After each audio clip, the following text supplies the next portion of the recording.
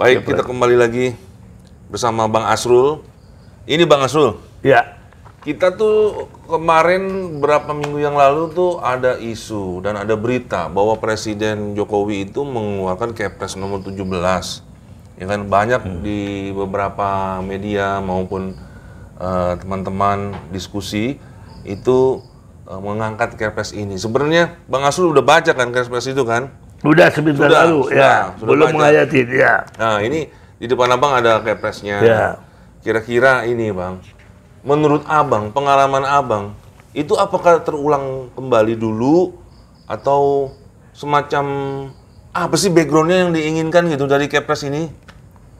Dan ini, apa yang benang merah di balik itu maksudnya gitu? Maksud Kepres ini? Iya. Maksud Kepres ini mau menyelamatkan orang yang dianggap korban PKI, berkorban kekejaman oleh Soeharto, yang dianggap keluarga dan anak-anak PKI ini untuk direhabilitasi baik fisik maupun mental maupun keuangannya, kalau saya lihat baca di sini di pasal 4. Pasal 4 itu bermuara ke sana ya? Iya. Coba Bang tolong baca Bang pasal 4. Pasal 4 yaitu merekomendasikan pemulihan bagi korban atau keluarganya sebagaimana dimaksud dalam pasal 3, yaitu rehabilitasi fisik, bantuan sosial itu keuangan. Ya. Itu jaminan kesehatan. Oh, jaminan kesehatan juga. Ya. Itu beasiswa dan atau lain. Ini kan kalau beasiswa dia lulus kan bisa sah-sah saja warga Indonesia. Ya. Ya. Kalau kesehatan kan sudah BPJS. Udah ada ya. Udah ada kartu KIS. Ya. Apalagi jaminan sosial. Berarti kan pengangguran ini berapa? Ya kan? Fisik, rehabilitasi fisik dia mana yang rusak selama 56 tahun ini? Adanya. Itu akibat dari dua rekomendasi untuk kepentingan korban atau keluarga. Rekomendasi apa lagi? Ini yang di pasal ini nggak jelas. Iya. Pasal 4 nih, yang nggak jelas. Itu bantuan sosial bukan ya. Berarti pemerintah memberikan bantuan sosial, ya kan? Seperti bantuan-bantuan yang selama ini diterima lah oleh masyarakat. Dan ini secara khusus diberikan lagi bantuan sosial atas rekomendasi ketuanya ini. Ketua pelaksanaannya ini adalah Makarim Wibisono. Siapa itu Bang Makarim Wibisono? Ini dia duta besar oleh SBY, diangkat dulu di Swiss. Saya pernah ketemu sama dia di Swiss. Di Swiss itu. Makarim Wibisono tahun 2000 berapa ya? 2006 kalau nggak salah, atau 2007. Saat dia menjabat di... Ya, adik saya duta besar juga di sana. Di Geneva, tapi di WTO. Iya. Dia duta besar di Geneva juga, tapi di bidang apa ya? Kalau nggak salah saya di bidang kesehatan atau di bidang mana? Duta besar saya kenal pernah saya. Dia Makarim, orang yang tinggi. Yang kedua si ini, yang lainnya saya nggak kenal nih. Wakil ketuanya saya nggak kenal. Suparman Marzuki, ada yang saya kenal di sini adalah anggota-anggotanya, yaitu Erkusuti Hernowo. Erkusuti ya. Ya, pakar pidana, profesor, kenal saya ini. Sudah tuh Arsad Said Ali, saya tahu. Orang Bais, Bin. Ini orang Bin. Orang Bin tuh. Ya. Orang NTB kalau nggak salah saya ini. Kiki Sari ini. Mantan Pangdam ya Kiki Sari. Ya, ini TNI yang kata saya kenal. Oh, iya. Zainal Arifin Mukhtar. Kalau Zainal Arifin Mukhtar ini, kalau nggak salah, saudara sama saya, istrinya, kalau dia wakil Jaksa Agung. Nanti saya tanya. Saya taunya Arifin Mukhtar. Tapi ini orang Aceh, ini kalau tidak salah saya. Iya. Nah, dia punya istri, ada hubungan saudara sama saya. Ahmad Muzakir, Kamarudin, Hidayat, dan Rahayu, nggak kenal saya ini. Nah, inilah, kalau ini jalan, terjadi diskriminasi. Bagaimana anak yang lain? Kok dia sudah merusak orang tuanya nih. Merusak apa sebagai pemberontak lah ya kan? Ya sebagai pemberontak secara tidak langsung. Kenapa enggak NI, DITI Syukur Soeharto menampung mereka di Pulau Buru. Kalau Pak Harto tidak menampung mereka di Pulau Buru, berarti mereka banyak dibunuh orang. Ditaruhlah mereka di Pulau Buru. Diasingkan lah ya. Daripada berkeliaran dibunuh orang. Kan pada saat itu banyak kejadian di Medan. Orang sakit hati PKI dibunuh orang. PKI. Kalau saya sendiri, saudara saya mau dibunuh juga sama orang. 2 orang. Karena TNI aja, Marhen. Marhen, iya. Dengar, saya lihat di situ ada namanya, saya panggil dia sore, bawa ke rumah. Saya larikan ke Jakarta, masih hidup sekarang. Orang Marhen, saudara saya. Saya selamatkan. Masih hidup sampai sekarang, 82 umurnya. Oh gitu. Bang, ini menurut Abang ini kan, setelah diturunkan Kepres ini, nomor 17 ini, kira-kira pelaksanaannya kapan itu ya? Sampai 31, ini berlakunya sampai 31 Desember. Ya, Desember berlakunya. Nah, mereka harus mulai aktif. Jadi, disinilah Kepres inilah masyarakat bisa menggugat, setuju atau tidak.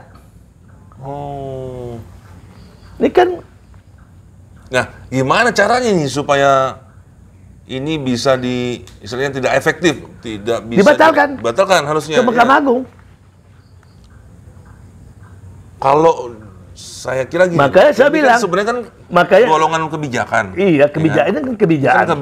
Kebijakan. Artinya kalau kebijakan itu kan bisa dihentikan dengan prosedur, yaitu menggugat ke PT UN. PTUN, kan? Ke Petun. Ya. Nah, sampai saat ini belum ada nih kelompok-kelompok yang... Ya, ini kan baru keluar ini ceritanya. Baru keluar, ya. Baru keluar, baru hangat-hangat. Ya. Nah, ini makanya saya kasih saran, pergunakan otaknya Yusril Issa Mahendra, di mana dia bisa memberikan kontribusi pengetahuannya, ahli pakar tata negara. 1, pergunakan otaknya Jim Lee sebagai Ketua Umum ICMI, di mana rasa partisipasinya dengan ini. Apa benar gugatannya Petun? Kan dia ahli tata negara. Betul. Apa biasanya kan dibiarkan aja Bang, maklum banyak orang pintar juga, biarkan saja selama dia nggak mengganggu gitu. Waktu berjalan. Waktu kan berjalan. Sebagai kalian yang muda. Ya. Pak Jimli lapor, datangin ke Senayan. Saya mau lapor. Apakah ini? Bagaimana menurut pendapat Pak Jimli? Pendapat saya dengan pendapat Pak Jimli lebih bagus pendapat Pak Jimli. Tentu, karena pakar. Pakarnya, profesornya. Ya kan? Begitu ya Yusril. Ya. Begitu ya Satria Arinanto, masih ngajar dia kan? Profesor. Iya. Satria. Prof, saya mau tanya bagaimana pendapat Prof? Apa langkah diambil di sini? Ini kompetensinya mana? Perdata atau Petun? Kalau saya namanya Petun itu dulu kebijakan. Kebijakan penguasa atau pejabat pemerintah ya. SK. Namanya itu kalau bahasa Belanda,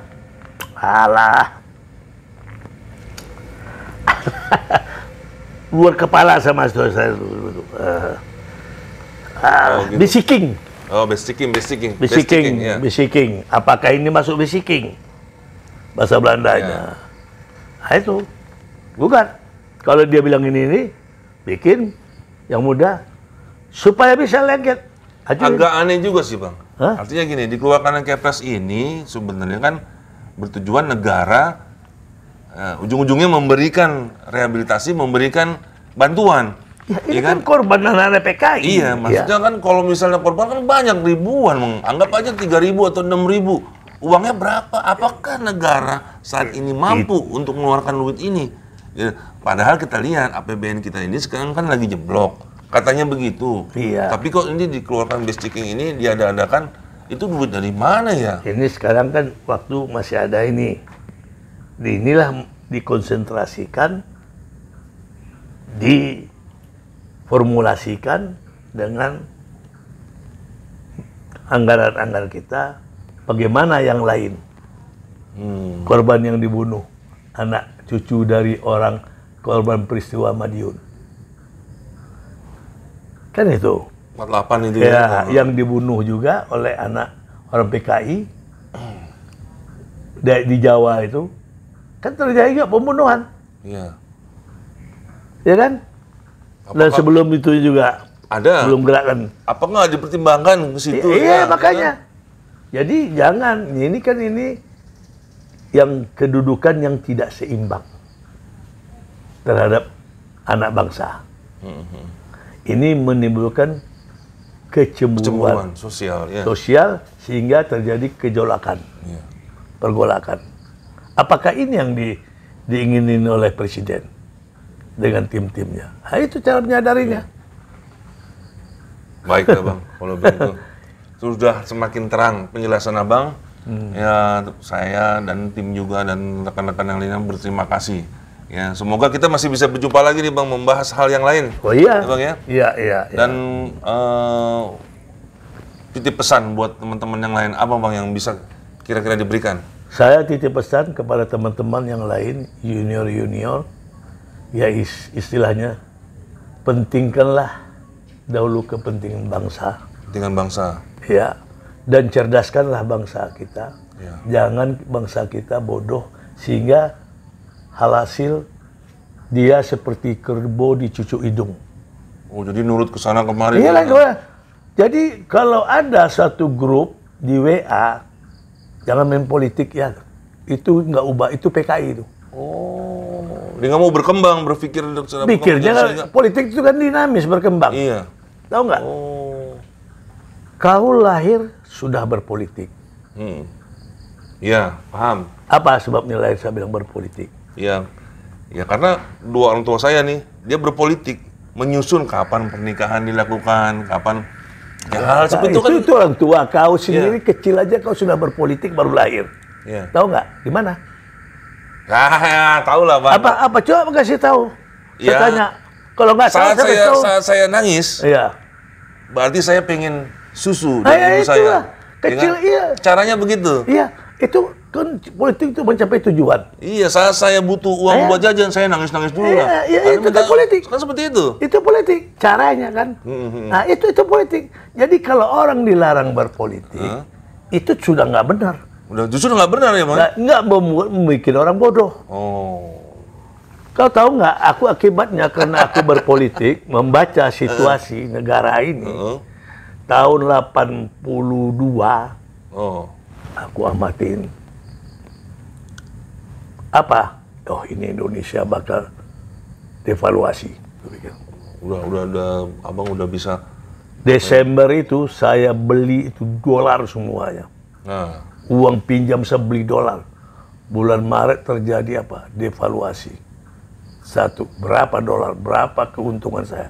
Sehingga saya bisa beli rumah di Belanda. Saya jalan 3 bulan. Kan itu akibat apa? Politik. Politik. Bisa membaca.